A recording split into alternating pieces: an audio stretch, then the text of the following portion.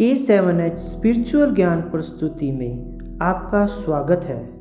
दोस्तों, आज हम आपके लिए भागवत गीता में से कुछ ऐसी बातें लेकर आए हैं जिसमें श्री कृष्ण भगवान ने बताया है कि हम मृत्यु पर विजय किस प्रकार पा सकते हैं। बहुत ही ज्ञानवर्धक और प्रेरणादायक प्रसंग है। बस आपसे निवेदन है कि आप वीडियो के अंत तक हमारे साथ बने रहें और जो मेहमान दर्शक हमारे चैनल पर नए आए हैं वे हमारे चैनल को सब्सक्राइब जरूर कर लें और बेल आइकन वाले बटन को भी दबा दें ताकि हमारी आने वाली वीडियो का नोटिफिकेशन सबसे पहले आपको मिल सके। दोस्तों, योगेश्वर कृष्ण भगवान ने विषाद में फंसे अर्जुन को गीता का ज्ञान देते हुए कहा कि जिसका भी जन्म हुआ है उसकी मृत्यु तो अटल है।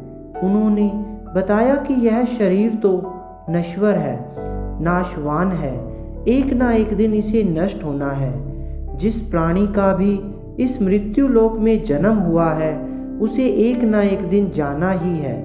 आत्मा अजर अमर अविनाशी है जिसकी मृत्यु कभी नहीं हो सकती।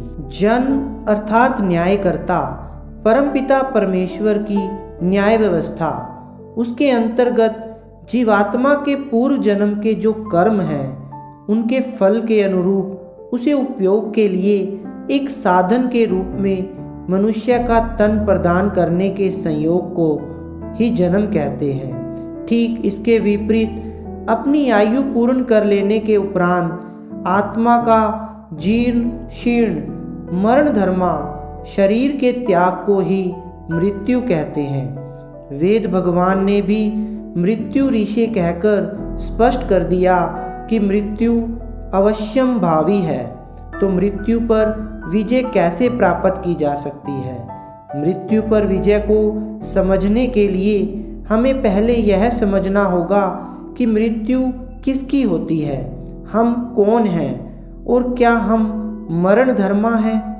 प्रथम प्रश्न मृत्यु किसकी होती है का उत्तर भी श्री योगेश्वर कृष्ण ने गीता का ज्ञान देते हुए 5 मूल तत्व अग्नि, जल, वायु, आकाश और पृथ्वी के संयोग और मिलन से बने इस मनुष्य शरीर व साधन को ही मरण धर्मा बताया है। साथ ही साथ नैनम छिदन्ति शस्त्राणि नैनम दहति पावक कहकर कृष्ण भगवान ने आत्मा को अजर अमर नित्य और अविनाशी बताया।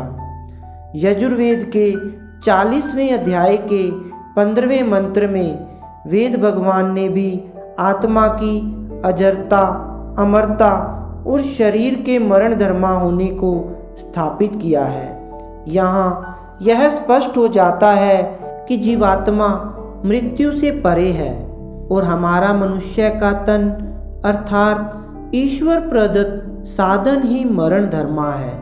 मृत्यु पर विजय वास्तव में मृत्यु के डर पर विजय है।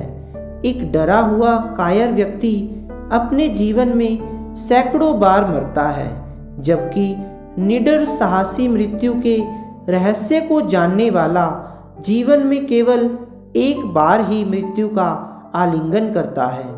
योगेश्वर भगवान कृष्ण जी ने गीता का ज्ञान देते हुए मृत्यु को परिधान परिवर्तन की संज्ञा दी है। जैसे हम प्रतिदिन नहाकर नए वस्त्र पहनकर प्रसन्न होते हैं, वैसे ही मृत्यु के उपरांत इस जीवात्मा के पूर्व कर्मों के आधार पर मिलने वाले नए शरीर व साधन की प्राप्ति के लिए हमें शोक नहीं करना चाहिए, अपितु नए साधन की प्राप्ति के लिए हमें प्रसन्न होना चाहिए। वेद भगवान ने भी अनेकों स्थानों पर मृत्यु का शोक न करने की या मृत्यु से ऊपर उठने की प्रेरणा दी है। जैसे अथर्ववेद में त्वाम मृत्यु दर्यंतम मां प्रश्नेष्ठा कहकर बताया कि मृत्यु तेरी रक्षा करे और तू समय से पूर्व ना मरे। अथर्ववेद में ही उत तवाम मृत्यु रूपीरम कहकर वेद भगवान ने संदेश दिया, हे जीवात्मा, मैं मृत्यु से तुझको ऊपर उठाता हूँ। मृत्यु माँ पुरुषवधी कहकर वेद ने संदेश दिया कि हे मृत्यु, तू पुरुष को समय से पूर्व मत मार। अब प्रश्न उठता है कि मनुष्य किस प्रकार मृत्यु के डर से विजय पाए और मृत्युंजय हो जाए।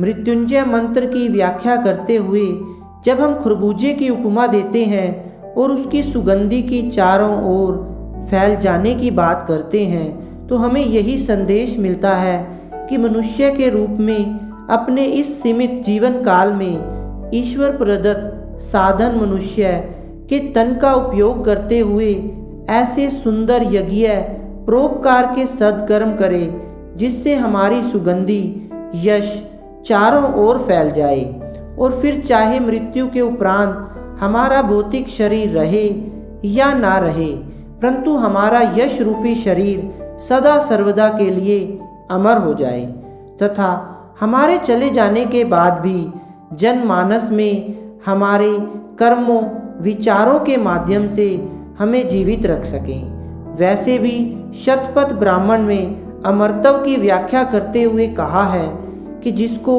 उस परम ज्योति के दर्शन हो जाते हैं, अर्थात जो जीवात्मा उस सर्व अंतर्यामी परमात्मा को अपने ही अंदर आत्मसात कर लेता है, वह अमर हो जाता है।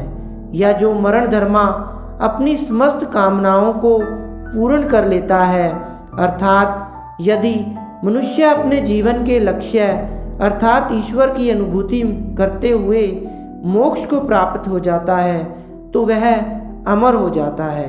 हम कह सकते हैं मृत्यु के रहस्य को समझकर अपने अर्थात जीवात्मा के और ईश्वर के सच्चे स्वरूप को समझते हुए ईश्वर को अंतर्यामी रूप में अपने ही अंदर जान मानकर सद्कर्म करते हुए जो जीवन के लक्ष्य को प्राप्त कर लेता है, वह मृत्यु पर विजय पा लेता है। तो दोस्तों, यह थी आज की हमारी जानकारी जो हमने भागवत गीता में से ली, जिसमें भगवान श्री कृष्ण हमें यह बताते हैं कि हम मृत्यु पर विजय कैसे पा सकते हैं। अगर आपको यह जानकारी अच्छी लगी हो तो प्लीज़ इस वीडियो को लाइक, शेयर एंड सब्सक्राइब जरूर कर दें और कमेंट करके अपनी राय अवश्य दें कि आपको हमारा ये वीडियो कैसा लगा। धन्यवाद दोस्तों।